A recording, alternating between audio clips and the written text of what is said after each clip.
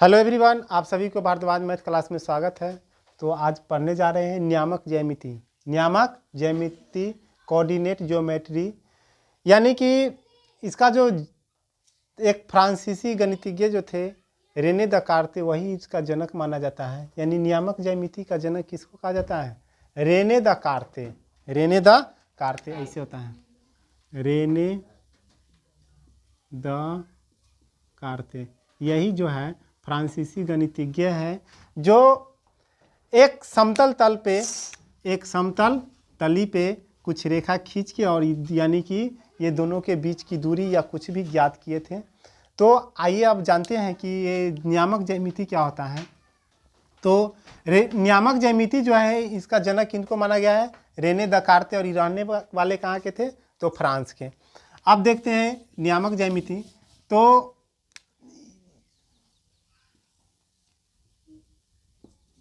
यहाँ पे हम कुछ रेखा खींचे हैं। ये होता है एक्स नियामक। ये क्या होता है? एक्स नियामक। और ये जो होता है यानी गिरा हुआ जो रेखा है, ये ऐसे करके तलीब रेखा जो है उसको बोला जाता है एक्स नियामक। और जो खड़ा यानी कि लंब जो है ये वाई वाला जो है उसको बोला जाता है वाई नियामक। अब इसमें एक चीज जो है तो भुजा और कोटि बोला जाता है। भुजा और कोटि। तो भुजा जो होता है, भुजा तो यानी कि एक्स वाला अक्ष, एक्स जो अक्ष है, जो तली जो है उसको क्या कहते हैं? भुजा कहते हैं। क्या कहते हैं? भुजा। और कोटि, तो कोटि जो वाई वाला जो अक्ष है यानी वाई वाला नियामक, उसको क्या कहेंगे? कोटि कहते हैं। अब इसमें देखना क्या है, जो कोटि याद कैसे रहेगा? तो कोटि और कोटि इसमें बेसिक का अंतर नहीं है। देखिए यहाँ पे कोटि और कोटि, इसमें बेसिक का अंतर नहीं है। कोठी वैसे भी होता है, रखते हम लोग कैसे करके? तो खारा करके, ऐसे करके। जैसे मान लीजिए कोठी हो गया तो इसको ऐसे करके रख दिए, ये हमारा कोठी हो गया, तो कोठी खारा हो गया, तो कोठी से ही कोटी हो गया। यानी कि जो ये में खारा जो है वाई वाला अक्ष, उसको क्या बोलेंगे? कोटी। और एक्स वाला अक्ष को क्या कहेंगे? भुजा कहेंगे। क्या कहेंगे?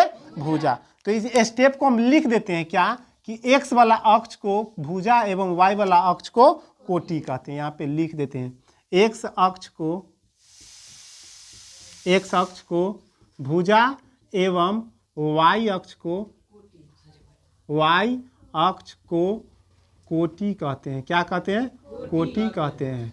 ये स्टेप नोट कर लीजिएगा, कोटि कहते हैं। एक्स अक्ष को भुजा एवं वाई अक्ष को क्या कहते हैं? कोटि कहते हैं। ये स्टेप याद रखिएगा, या तो लिख नोट कर लीजिएगा अपना। अब इसमें क्या होता है कि जैसे मान लीजिए कोई बिंदु दे दिया या अंक दे दिया, निर्धारित कर दिया गया कि जैसे मान लीजिए यहाँ पे 2 लिख दिया और यहाँ पे 5 लिख दिए। क्या लिख दिए? 2 और 5। उससे पहले एक बात जानते हैं कि इधर जो होता है धनात्मक चिन्ह होता है। क्या होता है? धनात्मक।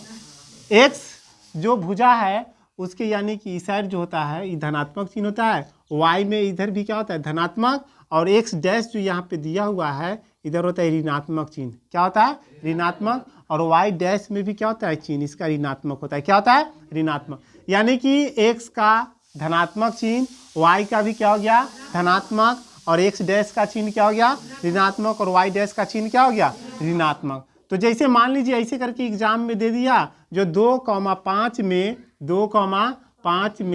भुजा कितना है? भुजा कितना है?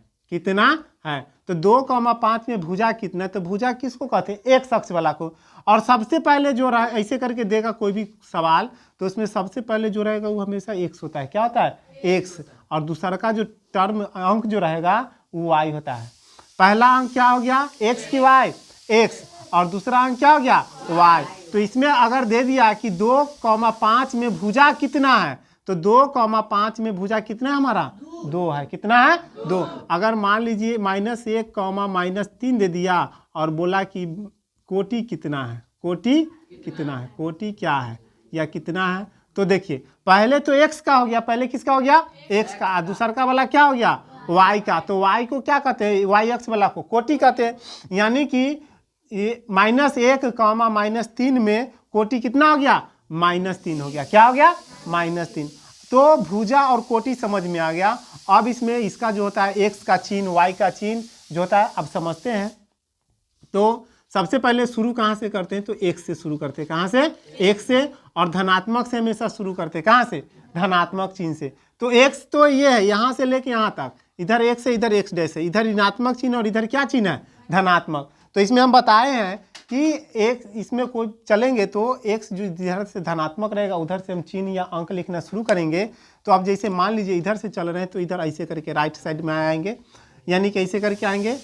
तो इसका चिन्ह क्या है, यानी कि देखिए इसका चिन्ह क्या है, प्लस, x का चिन्ह क्या है, प्लस, और y का चिन्ह क्या है, प्लस, यानी कि x और y का, यानी कि हो गया प्रथम पाद। इसको लिख सकते हैं, क्या लिखते हैं, प्रथम पाद। और प्रथम पाद का चिन्ह क्या हो गया, प्लस कॉमा प्लस, इसमें कोई दिक्कत नहीं।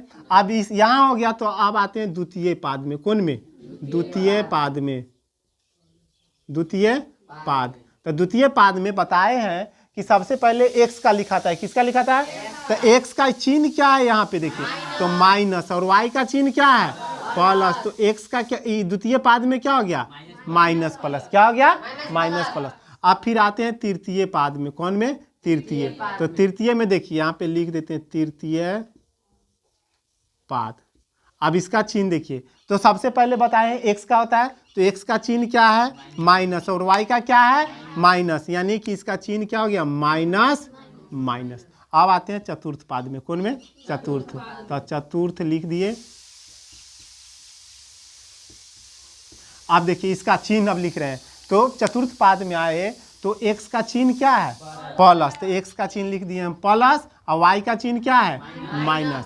यानी कि अगर अब देखल जाए तो यहाँ पे हम लिख देते हैं कि प्रथम पाद, प्रथम पाद का चिन्ह क्या हो गया, प्लस प्लस, क्या हो गया, प्लस प्लस। द्वितीय पाद, द्वितीय पाद का चिन्ह क्या हो गया, तो यहाँ पे देखिए माइनस और प्लस। और उसके बाद तृतीय पाद, तृतीय पाद, तो तृतीय पाद, तो तृतीय पाद में चिन्ह क्या हो गया, माइनस माइनस। अब उसके बाद आते हैं चतुर्थ पाद, चतुर्थ पाद। तो चतुर्थ पाद का चिन्ह क्या हो गया, प्लस कॉमा माइनस, ये हो गया। अब एग्जाम में सवाल कैसे दे देता है कि जैसे यहाँ पे हम लिख दिए क्या कि 2 कॉमा माइनस 3, 2 कॉमा माइनस 3 किस पाद में स्थित है, किस पाद में स्थित है, स्थित है। तो देखिए किस पाद में स्थित है, तो 2 कॉमा माइनस 3। तो सबसे पहले क्या होता है, x का रहता है लिखा हुआ, किसका लिखा हुआ रहता है, x का। तो x का चिन्ह क्या है, कोई चिन्ह रहता प्लस, x का चिन्ह प्लस। उसके बाद अंक से मतलब नहीं हमको, चिन्ह से। जब भी कहेगा जो कुछ अंक लिख के और बोलेगा जो ये किस पाद में स्थित है, तो वहाँ पे हमको अंक से मतलब नहीं है, चिन्ह से मतलब है। कौन चीज, चिन्ह से। तो इसका चिन्ह प्लस हो गया और इसका चिन्ह क्या हो गया, माइनस। अब देखिए जो प्लस और माइनस, सबसे पहले प्लस और बाद में माइनस कहाँ स्थित है, तो चतुर्थ पाद में। तो इसका आंसर क्या हो गया, चतुर्थ पाद। कौन सा पाद, चतुर्थ पाद। अगर मान लीजिए यहाँ पे हम लिख दिए -2 कॉमा -5, कौन से पाद में स्थित है, तो पहले इससे अंक से मतलब नहीं है, तो सबसे पहले इसका चिन्ह क्या हो गया, माइनस, और इसका चिन्ह क्या हो गया, माइनस। अब यहाँ पे देखिए माइनस माइनस किए तो कौन पाद में स्थित है, तृतीय पाद में। तो इस हिसाब से जो ऑब्जेक्टिव का जो क्वेश्चन देता है बिहार बोर्ड में 2 से 3 नंबर का पूछा जाता है, तो इसको यानी कि नोट कर लीजिएगा या स्क्रीनशॉट लेके अपना इसको क्या करना है, कंप्लीट करके और अपना एग्जाम अच्छा से दीजिए।